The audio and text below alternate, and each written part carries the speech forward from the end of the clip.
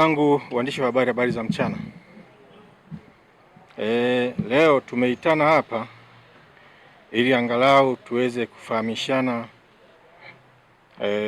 matukio machache ambayo yametokea katika mkoa wetu, lakini pia na nyie kupitia vyombo vyenu muweze kuwafahamisha wananchi ili waweze kupata habari juu ya yanayoendelea mkoani kwetu.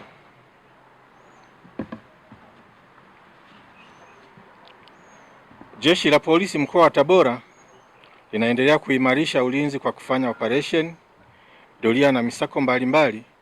kwa kushirikiana na wananchi pamoja na vyombo vingine vya ulinzi na usalama katika kubaini na kuzuia uhalifu. Katika mkoa wetu wa Tabora kwa kipindi cha mwezi Januari 2026 tumekuwa tukiendelea na operation mbalimbali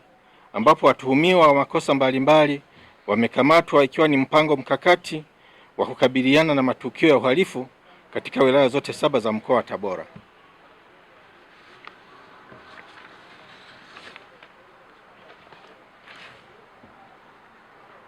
Katika tukio la kwanza la Januari 14, 2026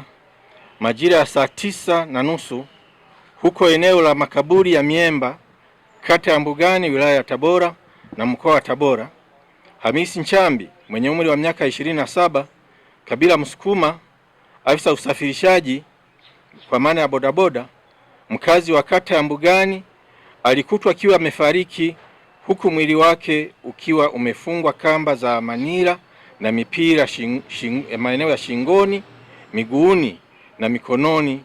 ambapo siku ya tarehe 13 mwezi wa kwanza 2026 majira ya saa 2 usiku marehemu akiwa na pikipiki yake alikuwa akiangalia mpira na wenzake, na baada ya mpira kuisha aliondoka na hakuonekana tena hadi mwili wake ulipoonekana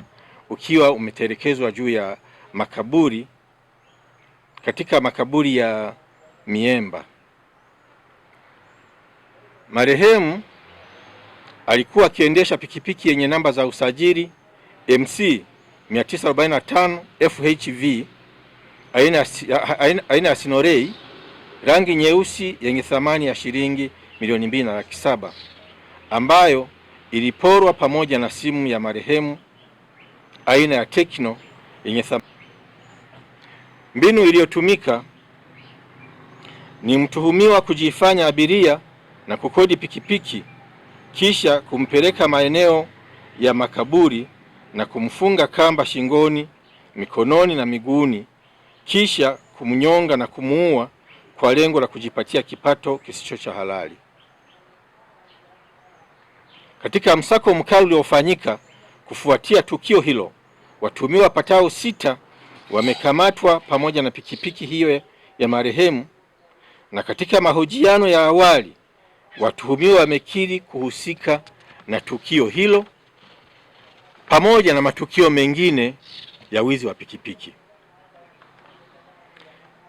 Katika tukio lingine la Januari 14, 2026 na Januari 15, 2026 majira tofauti katika maeneo mbalimbali ya wilaya za Uyui, Nzega, Urambo na Kaliua mkoani Tabora, askari walifanya msako na kuwakamata watuhumiwa 4 wakiwa na welding machine 3, grenda 2, nyaya za grenda 9